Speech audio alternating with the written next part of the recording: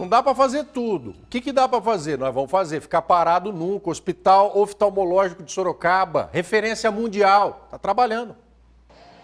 Os transplantes de córneas foram suspensos por determinação da Anvisa, Agência Nacional de Vigilância Sanitária, e também do Ministério da Saúde. Mas isso não significa que os atendimentos no Banco de Olhos de Sorocaba pararam.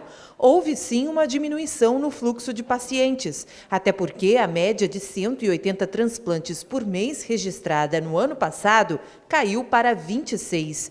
Mas o acompanhamento de quem já fez o procedimento ou que aguarda por ele tem só aumentado.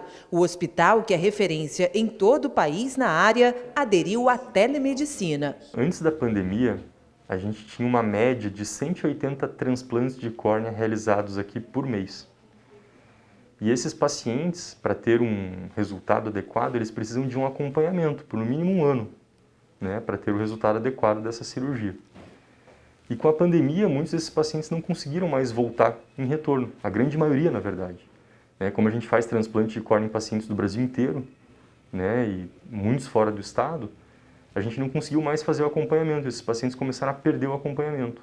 Para evitar problemas na hora da conexão entre paciente e médico, o sistema é simples e cheio de vantagens. Eu criei um roteiro para eles, então assim, é muito fácil o que eles têm que fazer. Eles têm um roteiro do que eles têm que conversar com o paciente, o que eles têm que explicar sobre a telemedicina para o paciente compreender a telemedicina, quais são as perguntas e quais são os critérios para identificar, por exemplo, se esse paciente precisa vir aqui no pronto-socorro hoje ou amanhã, ou se ele pode esperar uma consulta para daqui 1, 2, 3 semanas. Com a telemedicina implantada aqui, o Banco de Olhos de Sorocaba passou a atender por dia uma média de 40 pacientes. Um deles é a dona Maria Lúcia, que fala da cidade de Nova Friburgo, no estado do Rio de Janeiro, que agora é atendida pela doutora Estela Mares. Dona Maria, alguma vez a senhora já foi atendida assim por uma médica, por telefone? Não, é a primeira vez. E como é que está sendo essa experiência? Dá para se sentir segura? Como é que é? Tá legal, dá para sentir sim, tá tudo bem. E também economiza, né, dona Maria? Porque a senhora mora em outro estado, deveria vir até aqui, mas com a ajuda aí da tecnologia, dá para economizar? Dá, com certeza, porque são muitas horas também, né? Muito cansativo para ir de ônibus. E economiza muito, porque nem sempre eu consigo a passagem gratuita, né? Eu tenho que pagar.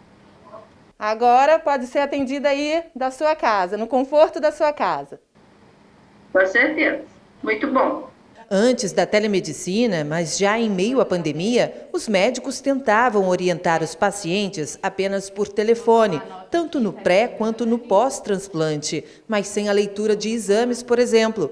Com um novo jeito de atender e que deve permanecer quando tudo se normalizar, o resultado logo veio. Eles estavam desassistidos e eles estavam até preocupados, né, sem saber se estava tudo bem, né, o que eles precisavam fazer. Então, eles terem a orientação e a conversa direto com o médico deles, né, traz uma segurança muito grande para eles, né, deixa eles muito mais tranquilos. Com a suspensão de transplantes eletivos, aqueles casos que não são considerados graves, a fila de espera, que antes era de no máximo 3 meses, deve dobrar ou até triplicar, dependendo do tempo que durar a pandemia. Mas até nisso, a telemedicina deve ajudar por aqui, porque funciona como uma triagem de casos onde é dispensável o transplante de córnea. Primeiro, se realmente precisa transplante, tem alguns que nunca passaram com a gente. O caso daquele do Maranhão, que não precisava vir até aqui porque ele não precisa de um transplante, ele precisa de uma cirurgia na retina, é uma outra coisa que ele pode fazer lá.